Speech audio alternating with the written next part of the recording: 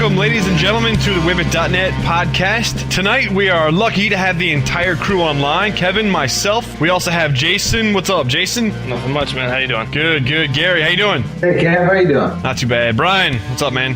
Just sitting here on a podcast. Oh, okay. Well, that means you can't be doing very well, I guess. I'm doing all right. If you'd like to know, I'm doing all right. Well, first off, ladies and gentlemen, we're going to kind of lead the podcast off here on a sad note. And unfortunately, we've had 2 consecutive weeks where we've had to have a little bit of a down-ish podcast. We lost Dennis Ritchie, who was one of the creators of the Unix operating system. I believe he died a few days ago, but really, news of his death hasn't really surfaced to the mainstream until today. Yeah, it's kind of weird. It is kind of weird, and we do want to kind of express our sadness over this loss because every single person on this podcast, and probably even you, are benefiting from what he created. No, the whole internet benefits from what he created. I mean, Absolutely. The backbone of every web server, more or less, is Linux, you know? And everybody who mourns Steve Jobs, a lot of Steve Jobs' accomplishments were due to accomplishments made by that Bell Labs laboratory back in the 1970s, when out of one of those sessions came the C programming language, which we teach at WiBit.net and is also the fundamental basis of the majority of the popular languages today. He also inspired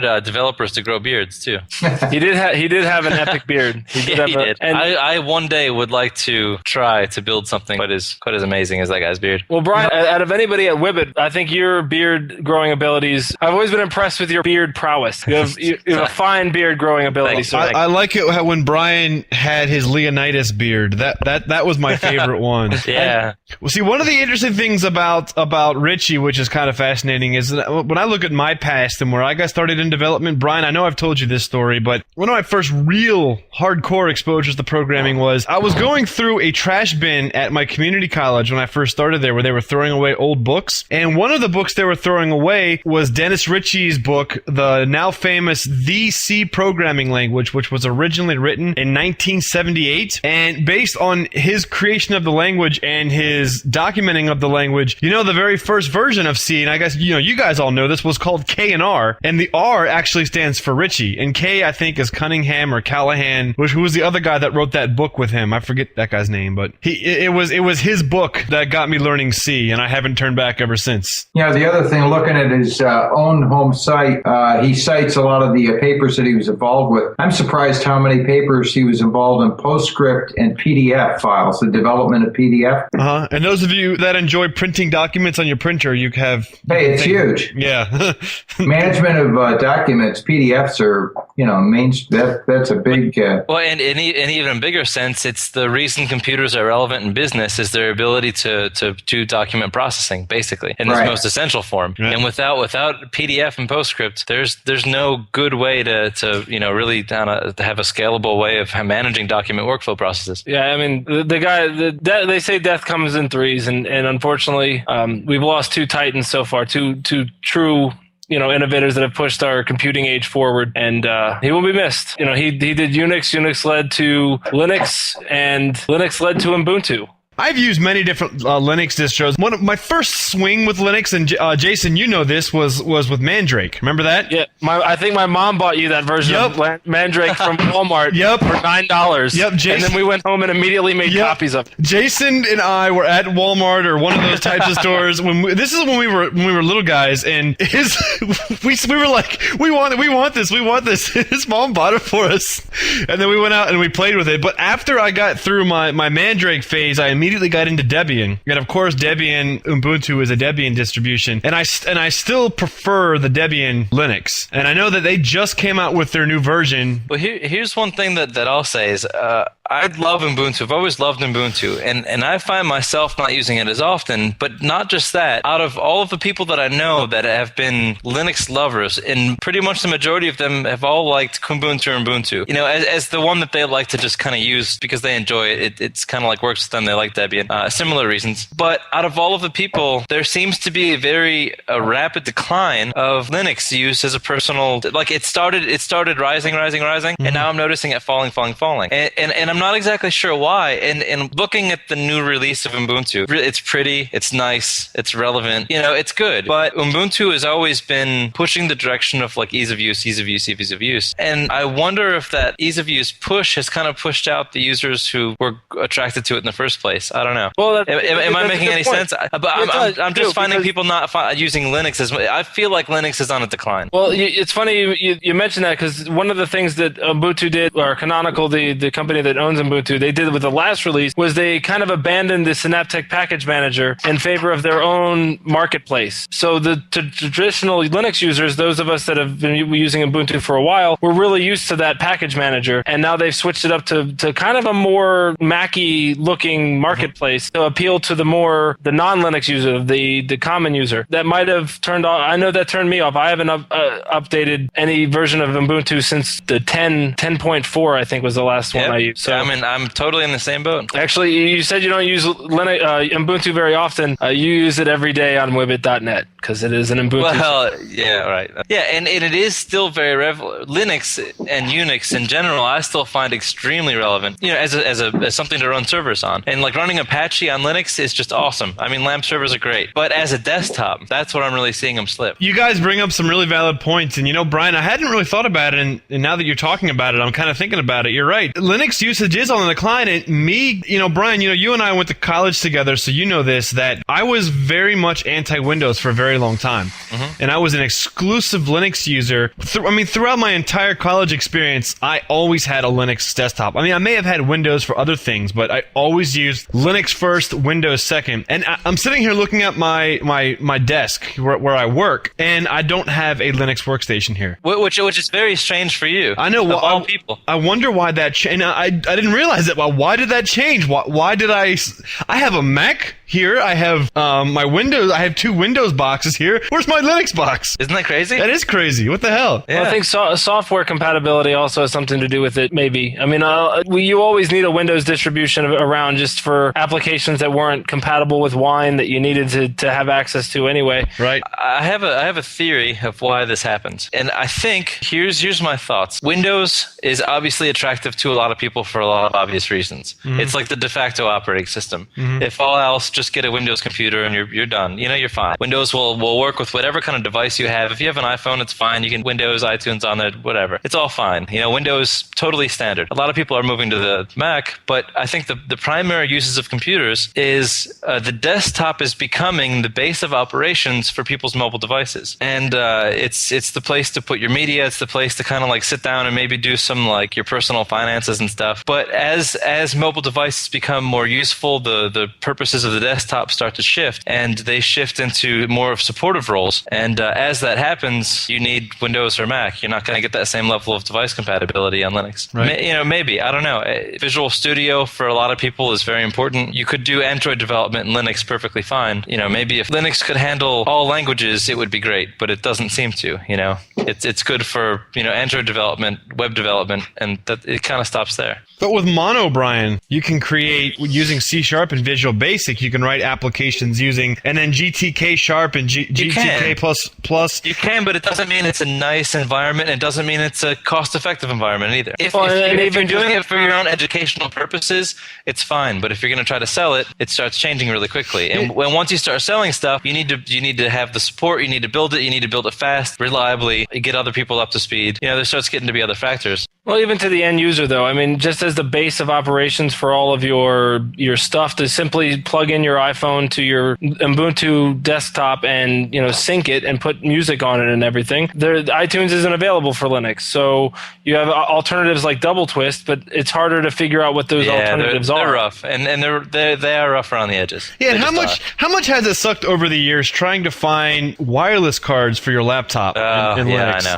Yeah, that true. was one big thing that turned me up because the only machines you could have were plugged-in workstations. Yeah, and hardware support in general. Yeah, that's all well and good, but if your scroll doesn't work, you get really pissed off. You're scrolling your trackpad. You know what I mean? Right. Yeah. Well, I think, though, Linux might have missed or is in the process of missing a good opportunity with tablets and with not mobile phones necessarily. Oh, yeah, absolutely. Yeah. The netbook, the Ubuntu netbook even with remix. mobile phones, I think you're dead on. Yeah, the Ubuntu when netbooks were popular, I grabbed myself an Asus 900, Triple E 900 something. The best operating system for the netbook was by far the Ubuntu netbook remix, and I'm not just saying that as a Linux fanboy. I'm saying that I tried Windows on there. I tried everything. The vanilla Linux that came with it sucked compared to Ubuntu's netbook remix, and I think a lot of honestly a lot of the way the tablet market is, the tablet aesthetic has evolved, might have come from that a little bit. It had the big icons, it had the more visible stuff on the desktop, and unfortunately, I don't think Canonical or any other Linux distro company really has access to the hardware, so they didn't make tablets. People don't need free operating systems.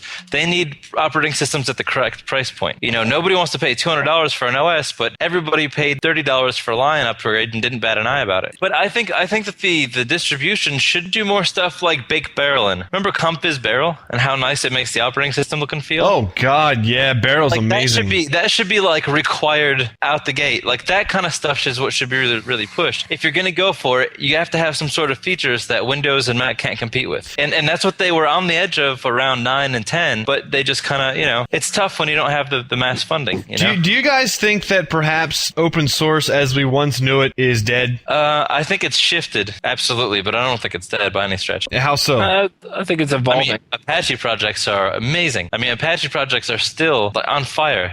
New stuff's coming out there. I don't know. I think there's still projects out there. Companies are investing in open source like Google and their open source projects. I think there's still a lot of them out there, but I don't think it's the same as it used to be. I think it became a buzzword. I think the term open source and the philosophy almost became a buzzword, like any of those other netarizing buzzwords of the 90s. Yeah, exactly. So I think a lot of startups and things are throwing out there like, oh yeah, we're going total open source. They don't. Either they don't or they figure out what that actually means and then they retract from it. Kind of like how Google's done with Android. Yeah. Oh, it's total open source. Wait a minute, maybe we should close this down a little bit. Yeah. Or a lot of they give you a limited entry, right? Yeah. So, but I think the other thing too is I think the paradigm shift in open source is really sustainability. Like you can't just rely on people popping in and out. You want to make it sustainable, and so open source projects become companies become profitable, and it becomes sustainable. And that's not a bad thing. It's just it seems to be that's what's happening. So guys, as if we don't need any more confirmation that BlackBerry just totally sucks.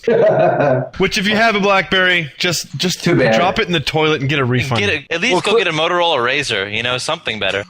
Well, I don't think anybody with a BlackBerry would be listening to this podcast because I don't think BlackBerries can stream podcasts, can they? I'm pretty sure it's all just text, right? Yeah, so they get a transcript of the podcast and have to read it. Yeah, and they're running on Edge, so they have to wait 5 minutes for the transcript to download. So anyways, there was an outage this past week that has a lot of BlackBerry Messenger users very angry. Across 5 continents. Wow. Yeah, for 2 days. Wow. Yeah. So apparently their switch was down. Well, I watched that video. They put out a video. One of their 5 or 6 or 13 CEOs put out a video online that kind of apologized. They said, we can do better and all that stuff. And he kind of alluded to they weren't exactly 100% sure what caused the whole problem. Just give us another chance. We can do better. We're trying. You got to put more of a Canadian accent on that, Brian. You're like, don't leave me. I've been here for 9 hours. It's not fair. Oh my goodness, I'm so sorry. Okay?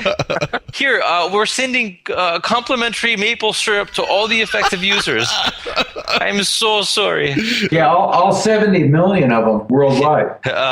Looks like actually, just check the stats. All 62 million of them, huh? Yeah. So what does this do for BlackBerry, guys? As if you need anything else to just jump on BlackBerry, what does this do for them? I know a lot of BlackBerry users love BlackBerry Messenger. Yep. I don't know if this is a terminable offense for a lot of BlackBerry users. I think a lot of people, most of the people who use BlackBerry users are only BlackBerry users because they're mandated by the law of the company they work for. Yeah, that's true. I wouldn't have a BlackBerry if I didn't have to have a BlackBerry. You're right. Right, so that's not going to change very rapidly. Yeah, but that's not a good situation to be in. Although I will say this, my company is looking at iPhones. They are considering the idea. And I think a lot of them are. And I think a lot of them have actually switched. Yeah. Because it's so easy to integrate with the Exchange servers. Yeah, well, and also a lot of our vendors are releasing iPhone apps. So that's cool. Yeah. Well, I think one of BlackBerry's cornerstones and the things that has kind of kept them alive and relevant for so long has been the stability of their platform platform and their BlackBerry Messenger. So while this outage may not be a killing stroke or anything for the company, it certainly won't instill any kind of confidence in new users. It won't bring new people over. It's just one more thing to mark against them. It's like they were stable. They never had a major outage. The BlackBerry Messenger is always solid, and now it's not. But let's take a look at how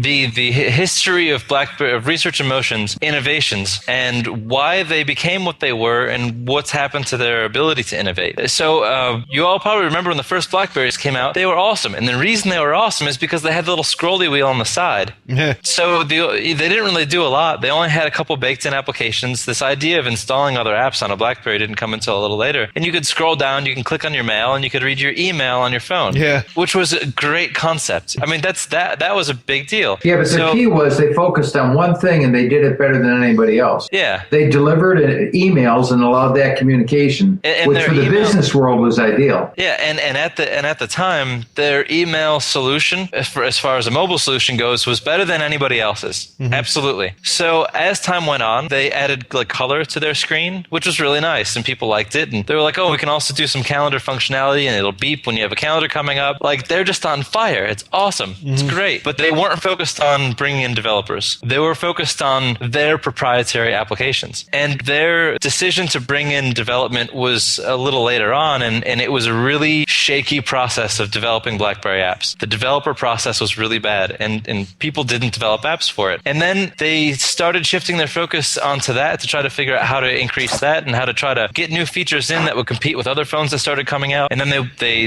needed the scrolling wasn't really effective, so they moved the scroll wheel to the center as a little ball. But they really, at that point in time, no longer maintained the path of innovating their core applications. They started trying to compete with all the other smartphones, which was really stupid.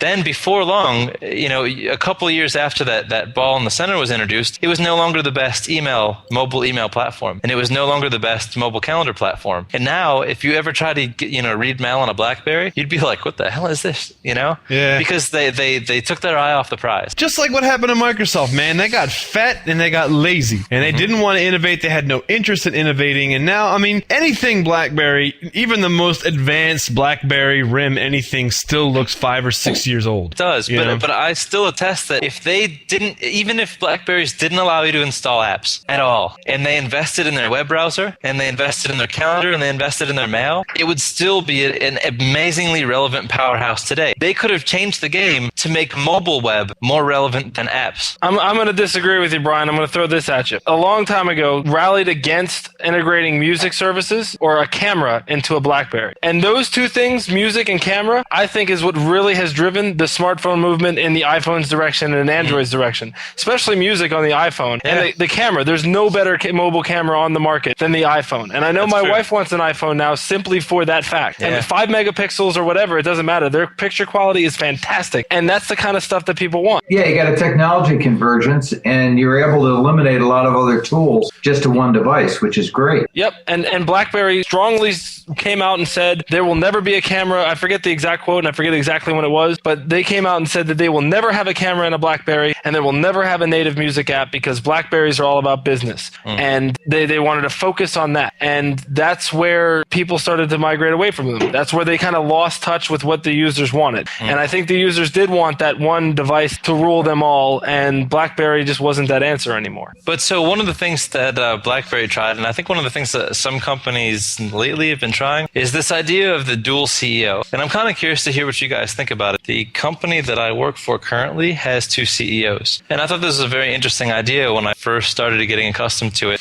because the idea is that you don't have one person who's too strong, making too many belligerent decisions, going for too much of like power plays. You kind of have a bit of a check and balance system in the CEO. But sometimes that causes like a weak message. Sometimes it's too considerate. And sometimes that not necessarily having 2 CEOs, but the type of culture that encourages to make sure that, everybody has a say and we're going to have a meeting on everything and make sure everybody's okay, significantly hampers innovation sometimes. And so I wonder if you guys think, is it or is it not relevant in the slightest, this idea of having 2 CEOs in a company? Well, the company I work for has 8 potential CEOs. We don't actually have one CEO. We have 8 vice presidents, and each of them is in charge of their kind of division of the company. and they're autonomous to that, and then they come to a collective to get a unified vision, but they're all they don't like, the vice president in charge of my department doesn't have to check with the remaining 7 before he makes an executive decision for his business unit. And that seems to work. The company I work for seems to be running fairly well, and it's not as divisive as it could be, I guess, if, under a dual CEO kind of structure. There could still be a split down the middle, I guess, 4 and 4, if 4 of them want to go in one direction and 4 of them want to go in the other. But the one thing that they said to us at our annual kickoff meeting was, when we did come together into this 8 vice president model, is The that Fellowship of the Rings. yeah, they first of all agreed that Frodo was going to take the ring. That was the first thing that they did agree on. Second thing was that if 8 people can't come to some kind of consensus on an idea, then it's probably not a good idea anyway. Because they're all smart people, right? They got to be where they're at. So That's fair. I see. if it's 4 and 4, then the idea is just left behind. They just move on. Yeah. They just move on and try something else where more of them will agree with it. So, but that's almost like a Congress structure. It's weird. Yeah, it's more people than the dual CEO. But Kevin, I don't know if where you work has any kind of something similar, or Gary, you have anything similar? No company is perfect, but I certainly agree in having, the classical executive system, because I do believe that in many circumstances, people don't know how to make a decision. So I certainly believe that you need to have the person that stands there that can pound his fist on the table to make a decision. Now, it doesn't mean that it's a dictatorship, like there's some guy up there dictating, you there, boy, go get me a glass of water. No, it's not like that. But it's the ability to recognize an opportunity and advance on it. That's what makes a good, solid CEO.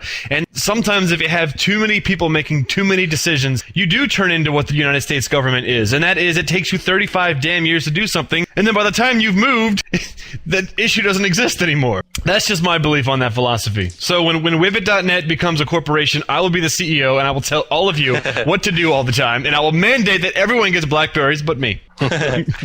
Well, that's when I'm going to put my resume out there to find a new job. I'm going to make sure the Blackberries are the ones from the late 90s. So I think, long story short, it's not the CEOs. It's not the two-headed dragon that's causing the problem. It's more so likely the culture of the company. Absolutely. Is that basically the argument? Yeah, Well, I know that they did have a couple of email leaks a few weeks ago or a few months ago that an open letter to RIM from its employees that kind of expressed that concern, that the culture there is horrible, and they're going in the wrong direction, and people that work there aren't very happy about it. And a lot of people, they've lost a lot of people, and they've lost a lot of knowledge, and that's tough. It's research grinding to a halt. Yeah. Yeah. Research.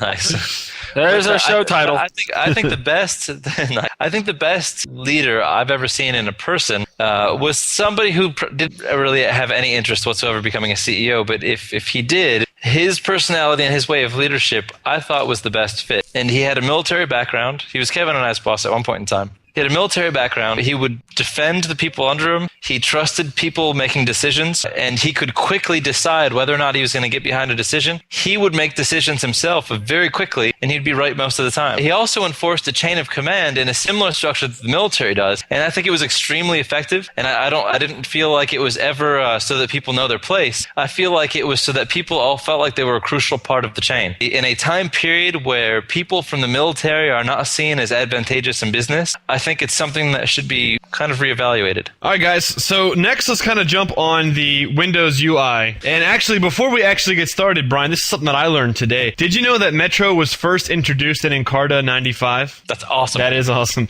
Wow, that's cool. That's really cool. Yeah, that's it. Yeah, it's been around for that long. It's kind of interesting. Huh. Well, they changed the look of it. I think they heard our podcast and heard Brian screaming about the live tiles. Yeah, right.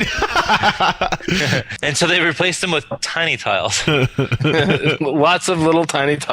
which is way better, seriously. I think it is better. I think it looks a lot nicer. The screenshots of it look a lot nicer than what Metro was otherwise. I feel like now that, though, what I liked about it and where we disagreed on our aesthetic principles, I thought it was a great tablet interface, and now it's not a great tablet interface, and it's not a great desktop interface. So it's somewhere in between both of them, which has made me lose interest in it altogether. If I was emperor of the world and I had all all of the money of the world, I would buy Microsoft. Maybe if I felt like it. I don't know. Some weekend if I was bored. And I would fundamentally change how we view applications in Windows. And so I would actually support applications as they are. Metro is obviously trying to introduce this new idea of a new way of developing applications and kind of like a new option for how applications interact with the users and you view them and whatever. But instead of taking the way that Metro has built this, I would have instead made applications to be file type driven and not application driven. Instead of writing applications so that you decide which application you want to use and open it, instead,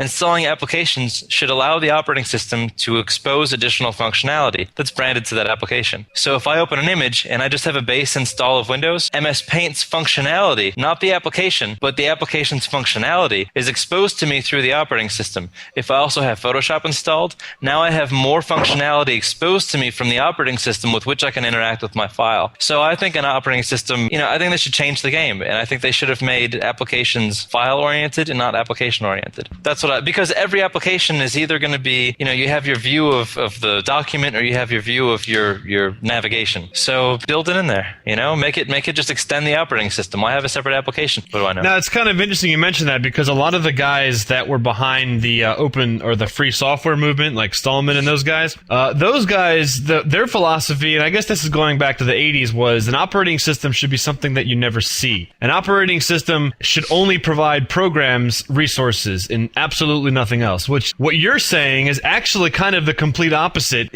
of the view of application development for basically the last 30 years. Yeah, an operating system should be extensible. But do you know, I'm not arguing against you, but I'm just going to bring this point up. Do you see, though, that I think we're talking on the podcast about Firefox, right? And we were talking about Firefox adding all this functionality is making it bloated and slow and crappy. Do you think that you'll have the exact same type of problem with operating systems if you keep adding functionality in and just keep it and keep it and keep it? Are we going to start seeing that happen to operating systems? Here's the difference. The functionality would only be loaded when interacting with the type of data that you would use that functionality for. So, for example, like you can't open a PSD file in any other program but Photoshop. So the only functionality that would load while working with a PSD would be Photoshop's functionality. If you have no open engagement in a PSD file, that functionality would be released from memory. See what I mean? And I think everything should be lazy loaded. So if you open Photoshop functionality, don't load the filters, don't load all the tools. Load the tools as you go to use them, My name is Brian. I am a robot. I know!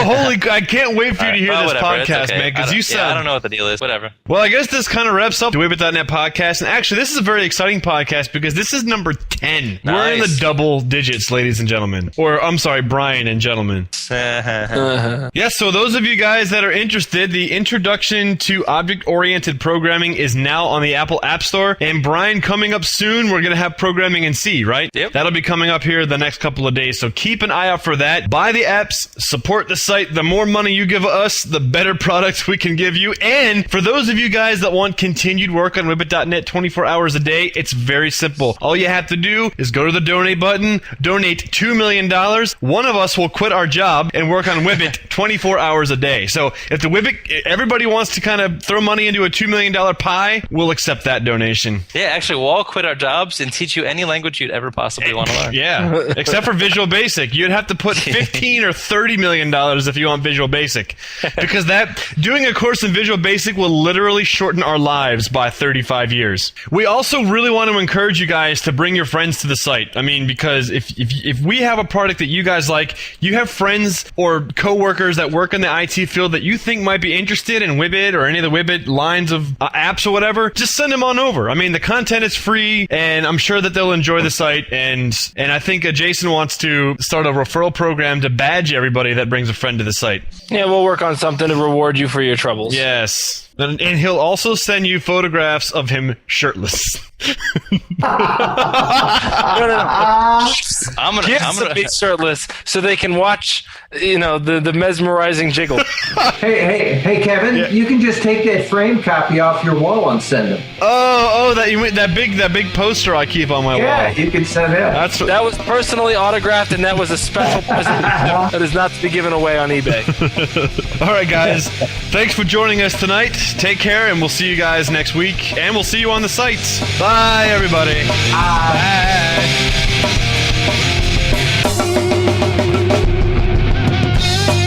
Thank you for supporting WiBit.net. For more content, please check us out on iTunes, WiBit.podomatic.com, Facebook.com/WiBit, and WiBit.net, WIBIT.net.